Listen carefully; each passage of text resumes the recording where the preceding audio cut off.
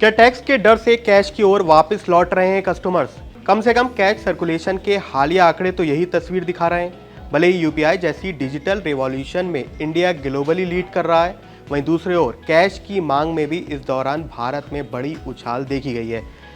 जनवरी 2026 के आंकड़ों के अनुसार करेंसी इन सर्कुलेशन का 40,000 करोड़ के ऐतिहासिक स्तर को पार करना भारतीय अर्थव्यवस्था के लिए एक दिलचस्प पहेली बन चुका है। कैश सर्कुलेशन के ये आंकड़े पिछले साल के मुकाबले 11.1% ज़्यादा हैं। सबसे मज़ेदार बात है कि करेंसी विद पब्लिक यानी वो पैसा जो लोगों के पास मौजूद है, ये भी 39 लाख करोड़ के ऑल टाइम हाई तक पहुंच गया है, जो कि कुल कैश का लगभग 97.6% है। यानी कि 39 लाख करोड़ तो सीधे सीधे पब्लिक के ही जेब में इस समय रखे हुए हैं। रिकॉर्ड कैश सर्कुलेशन के पीछे टैक्स का डर सबसे बड़ी वजह मानी जा रही है। एसबीआई के हालिया रिसर्च रिपोर्ट के मुताबिक जीएसटी डिपार्टमेंट की निगरानी की वजह से मर्चेंट के इस व्यवहार में एक बड़ा बदलाव आया है।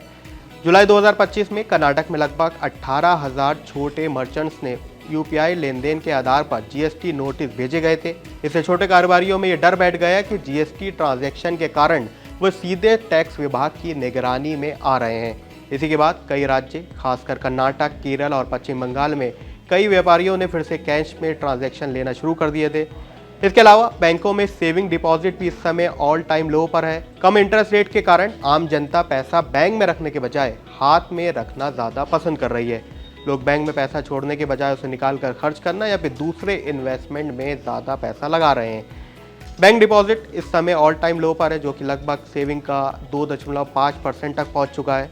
हालांकि कैश सर्कुलेशन के ये बड़े नंबर कोई बड़ा ट्रेंड अभी तक इस्टेब्लिश नहीं कर रहे हैं, बल्कि देश की इकोनॉमी बढ़ने की वजह से ये नंबर्स भी एक्सप्लोड हो रहे हैं, यानी ये नंबर्स कुछ ज़्यादा नज़र आ रहे हैं। इन आंकड़ों के बीच एक अच्छी खबर भी है कि कैश टू जीडीपी रेशियो 14.4% से घटकर 11% तक पहुंच गया है, यानी अर्थव्यवस्था बढ़ रही है। इस वजह से कैश ट्रांजैक्शन का हिस्सा उसमें ज़्यादा है, तो ऐसे में ये नंबर्स ज़्यादा नज़र भी आ रहे हैं। इसके अलावा यूपीआई लेनदेन भी हर महीने 28 लाख करोड़ के पार जा चुका है, फिर भी कैश की मांग कम नहीं है। इंडिया के अलावा अगर ग्लोबली ये ट्रेंड देखें तो यूएस में कैश टू जीडीपी रेशियो लगभग 7.5% से 8% के आसपास रहता है, जबकि चाइना में लगभग 9 से 9.5% है। यानी अभी भी इंडिया को अपने कैश सर्कुलेशन को कम करना होगा। हालांकि देश की ब्लैक इकोनॉमी कैश ट्रांजैक्शन को काफ़ी बढ़ोतरी दे रही है। इसी वजह से डिजिटल ट्रांजैक्शन का नंबर्स अभी तक उतनी तेज़ी से नहीं बढ़ रहा है। ऐसे में क्या आप भी अब भी यूपीआई से ज़्यादा कैश पर भरोसा कर रहे हैं? हमें कमेंट सेक्शन में ज़रूर लिखें।